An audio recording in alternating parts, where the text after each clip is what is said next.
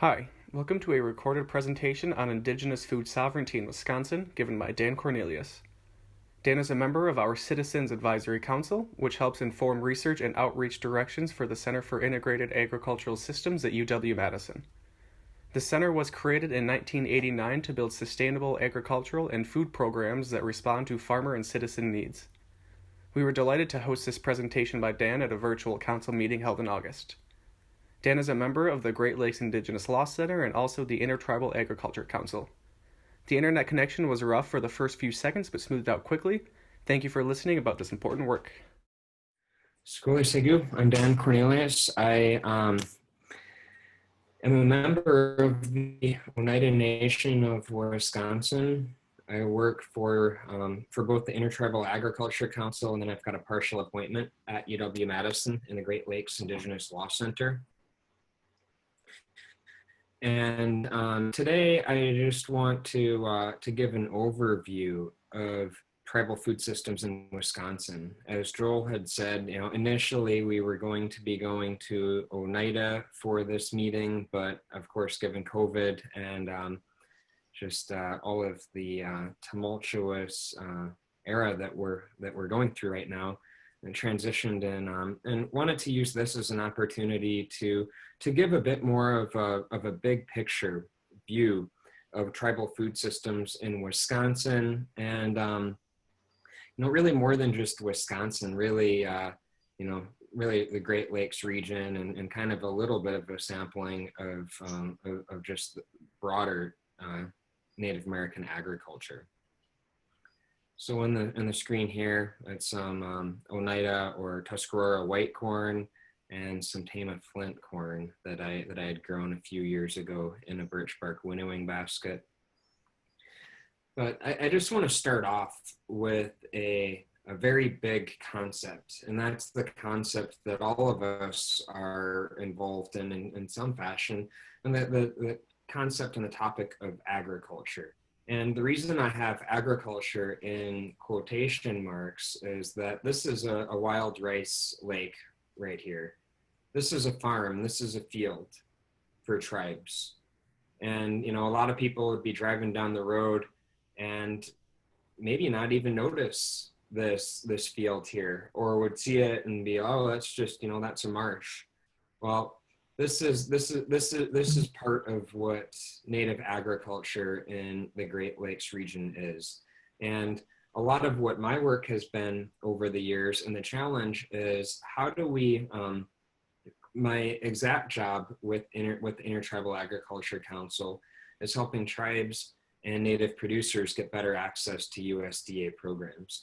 And so getting not just USDA, but the entire agricultural sector to really look at how is wild rice agriculture, how, of course we can see, it's a food crop, but the management that goes into this resource is, it's deep, and it happened historically and it happens today. And so just as an intro, wild rice is one area, but really looking at how do tribes look at food, and even this concept of agriculture. One of the folks that I work with at one of the tribes at Menominee, he's kind of fond of saying at times of, if you would have come up here 10 years ago or 15 years ago and said, we're gonna focus on agriculture, people just would have kind of laughed and would have said, we're not about dairy operations, that it's not who we are.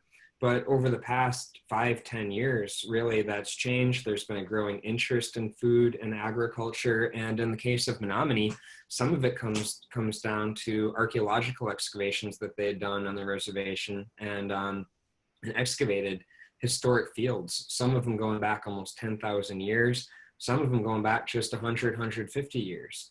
And at the time when, and I'm going to talk about one of these Indian reports later in the presentation, at the same time as when we've got Indian agents based there at Kashina saying that there's no fields, there's no crops, there were extensive fields stretching for miles along the riverways. And those agents just didn't venture that far in to even know about it. So that's why I just wanted to start off with this big picture concept of agriculture. But looking at Wisconsin, and one of the other just points I wanted to mention in starting off here of this is a map of the Great Lakes region. Most of us can pretty clearly see where Wisconsin is on there, but Wisconsin as a state wasn't created until 1848. And you know, it's really, in a lot of respects, it's a line on a map. And our tribes, you know, and our tribal relationships, our tribes had really stretched across broad regions, and didn't really necessarily think about, you know, about that line. And so I know for myself, of being a vendor at the Dane County Farmers Market, it's very strict of Wisconsin only. And you know, that's just one of the realities that we deal with today. But you know, Fond du Lac and Bad River, Fond du Lac and St. Croix are very close to each other and separated by a state line. That does have implications for you know, for the reality on the ground today. But historically, those lines weren't there. But I feel that this map is somewhat helpful in looking at the different tribal groups that are somewhat based by language, but based by tribal affiliation. And you can see, you know, you can see here on the map that you've got Ojibwe that stretches across most of the northern portion of the state. We have 11 federally recognized tribes in Wisconsin, plus one state recognized tribe in Brothertown. And you know, really, it's helpful to think of the tribes in Wisconsin really are kind of within the main groups of Ojibwe. Menominee is its own tribe, and then the what sometimes are called the New York tribes, which I'm a part of with Oneida, would be Oneida, Brothertown, and Stockbridge Munsee that came to Wisconsin in the 1800s, and then HoChunk are the main groups, and with Forest County Potawatomi being pretty closely related of Anishinaabe to Ojibwe. But I think it's important just to start off with the landscape here of thinking about how the tribes are organized, and that there's not one single, you know, each of these tribes is different, and within the tribes, you do have some commonality with language groups and then treaties as well. But the treaties are going to very much impact what the food system, what type of rights tribal members have today. That's a little bit beyond the scope of the presentation here, but we'll talk a little bit more on it, and happy to share more on that if people do have questions in regards to the treaty rights. But zooming in of looking at Madison, or Dejope as HoChunks would call it, this is a map of that was compiled in the 1800s by Charles Brown. He was director of the State Historical Society, and these are some of the historic sites that they knew about in the late 1800s. So you can see the mounds, you can see the trails, and you can even see some of the field sites. And part of why I wanted to show this map, I know not everyone is based in the Madison area, but thinking about wherever you're based, what is the tribal history? What is the Indigenous history of your particular area? And with Dejope, the Madison area, Dejope has been a capital city for a long time. There's the highest concentration of mounds here of anywhere in the world. And that's an indicator, and that's part of the history of that there was dense settlement here going back a long ways. And just looking at and thinking about what did this landscape look like?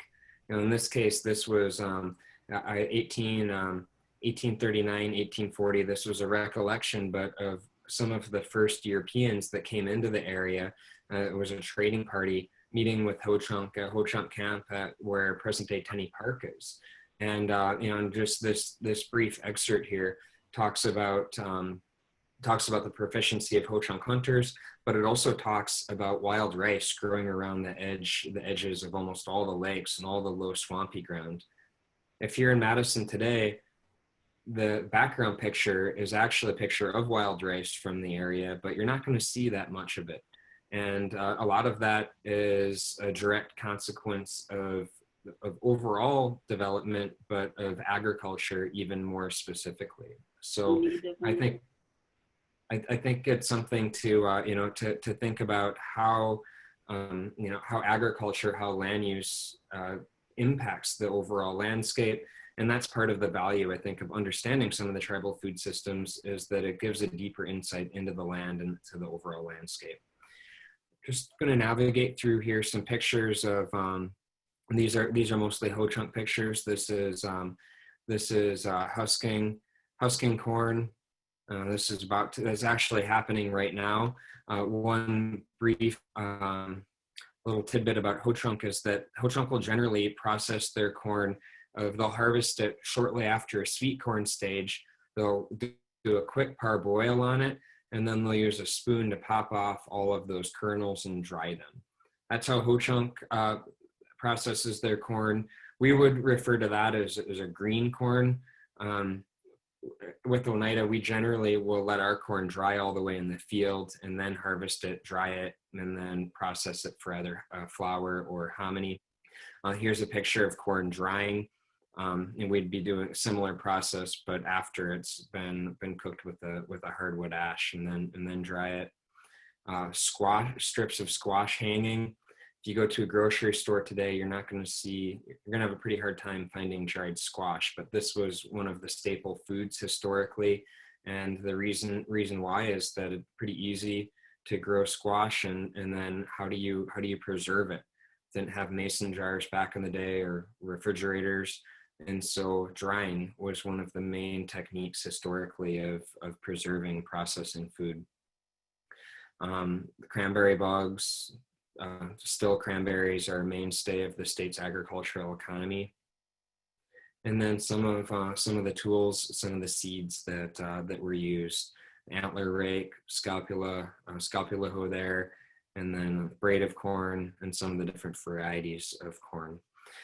Production techniques, mounds were used. Today, when people think of Three Sisters, typically think of a mound system, but there were also ridges. Most of the fields excavated at Menominee were more of ridge-based. And then want to ask just a deeper question. Some people may hear of this term of food sovereignty. And what does that mean? Well, part of the context of what food sovereignty means, this is a picture of Standing Rock from 2016, and a struggle that gained national and really global attention with the fight over protecting the water. And at the core, food sovereignty means the ability to be able to feed ourselves, to feed our communities. I think it's an interesting concept to think about even from a non-tribal context that has been highlighted this year with the COVID crisis of what happens with disruptions to our industrial food system. Either short-term or long-term. If I could just ask people to mute if possible, would be great. Thank you. And happy to open up for questions at the end. But what happens when we have disruptions to our food system? And really at the core of what would happen if we had a total disruption with our transportation networks? That's part of what food sovereignty is, but food sovereignty goes beyond that, goes beyond food security of just having access to calories and to nutrition. And it's more about community having the ability, and individuals to have the ability to be able to have the foods that they want and be able to have access to the land and to the resources to be able to grow and harvest those foods. At the core, that's what food sovereignty means. And part of how we've gotten to a point of where we're working to rebuild food systems and really looking at the overall history. A brief note of this Doctrine of Discovery. This is a picture from the Vatican, and the Doctrine of Discovery was an authority granted, some would argue, by the Pope. And for the European sovereign nations, when they would discover land, when they would discover territory, that territory would become theirs. That passed down through to the creation of the United States and some of the early legal decisions, and really laid the foundation for the treaty era and ultimate very large dispossession of tribal lands. You can see here of just the map and the progression of those cessions over time until we get to today. Of most of that country, most of our map here is now not tribal land, or at least not reservation land. And going along with this era, food was used as a tool of control. You can see the picture here of the buffalo skulls out on the plains, and part of the reason why the buffalo were wiped off the map was to be able to control the tribes and to force the tribal nations to confine them to the reservations. But we see similar approaches in other contexts as well. But looking here, of coming back to the Great Lakes region, Lake Superior, some of the first Europeans that came in, they traveled by water, and I left some of the full quotation here to kind of to think about. This was the mindset, not just historically, but until the very, very recent times, and even some people today still have similar perspectives. But really here, looking at Lake Superior as the farm, as the source of sustenance for the tribes. One of the tribal leaders at Redcliff, he says today, Lake Superior is our farm. This is a picture from Madeline Island. And so, just really thinking historically of what would this land have looked like, would have looked pretty similar, except there would have been a lot of cornfields throughout the area there.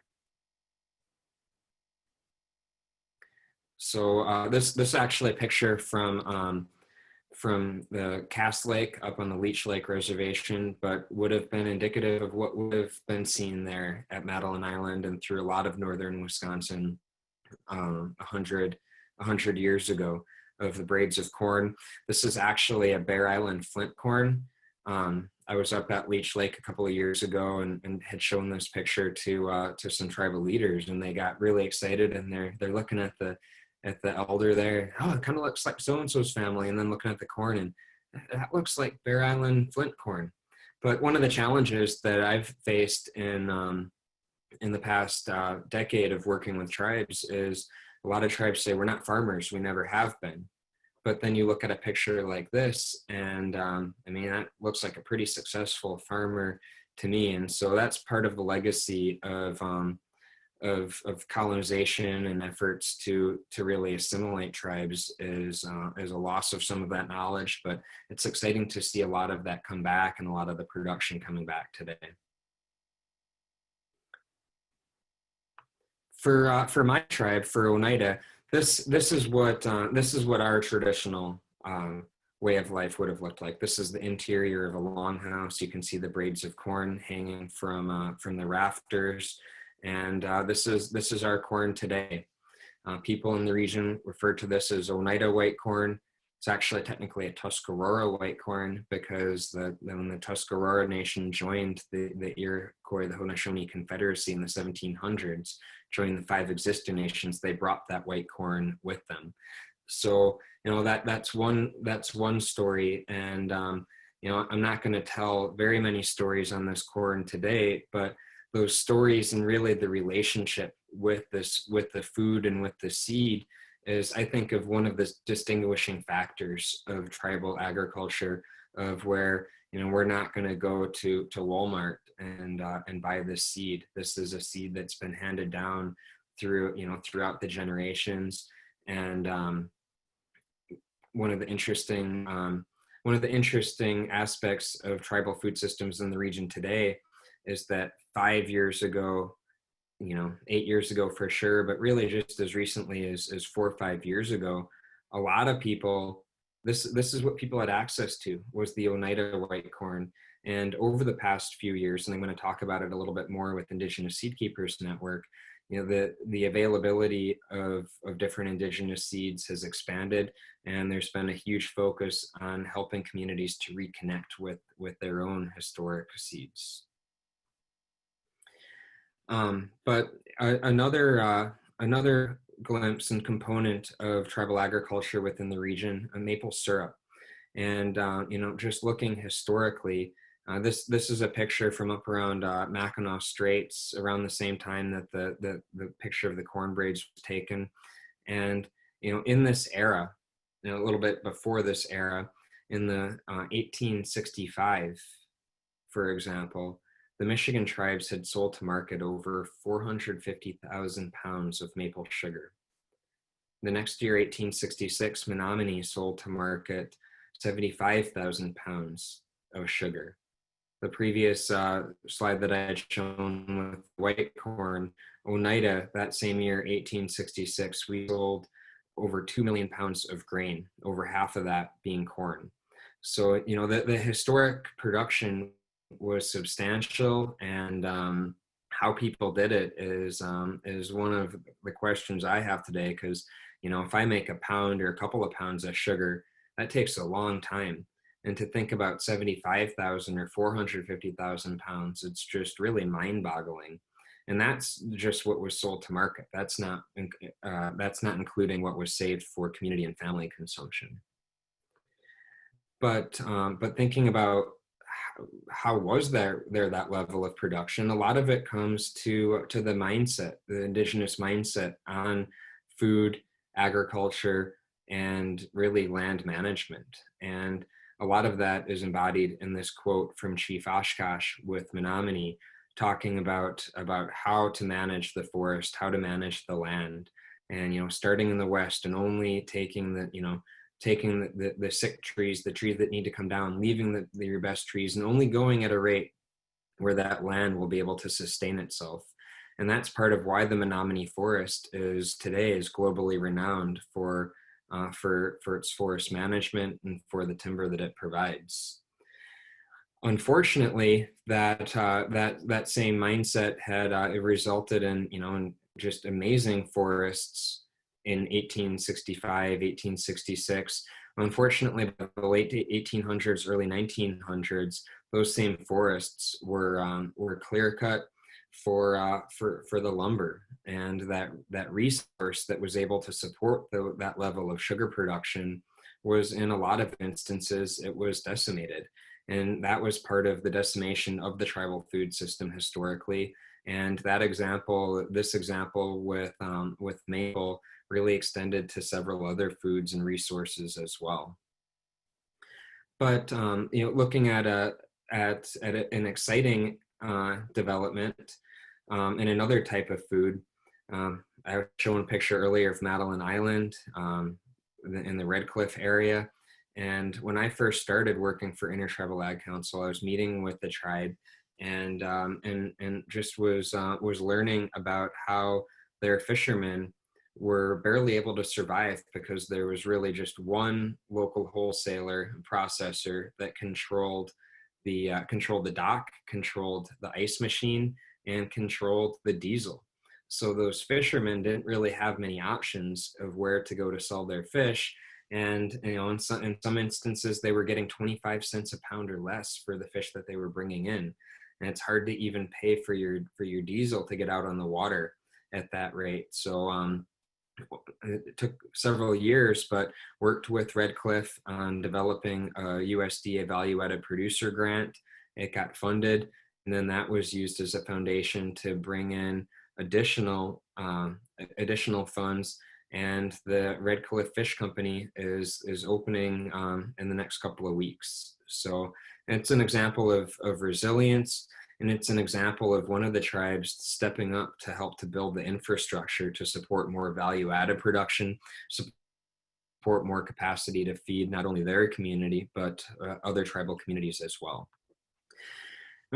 Just looking at even bigger picture, Apologies, these numbers are from the 2012 ag census. I didn't have a chance to update them for this slide, but there's just a slight increase in the numbers of we've gone from 70 just about 72,000 Native American farmers and ranchers up to 79,000, and we're up to about $3.5 billion in sales. Today, according to 2017 ag census, about 2 billion of that is livestock, with about 1.5 billion of row crops. And and those numbers are substantial, but in looking at really where's that production going, what's the nature of that production, I had compared Native American farmers and ranchers to Asian American farmers ranchers, and there's 1/3 the number of Asian American farmers and ranchers on 1/30th the amount of land, yet they're doing double the annual sales at over $6 billion a year. So thinking just big picture of where some of the need within agriculture, a lot of that need, it's highlighted by the solution that Redcliff is taking. It's building the infrastructure. A lot of those challenges aren't unique to tribes that face that, these are similar challenges facing a lot of our producers. But I think that that's one of the exciting areas for implementing solutions, and where I could see a role for CIAS to help to play moving forward. And some of that work and partnership has already been in place, but this is the reality of facing our producers. And these are national numbers, but a lot of similarity, a lot of overlap with Wisconsin and the Great Lakes region. So what can be done about it? One of the solutions that we had implemented is mobile farmers market to serve as a pilot for coordinated food distribution and marketing.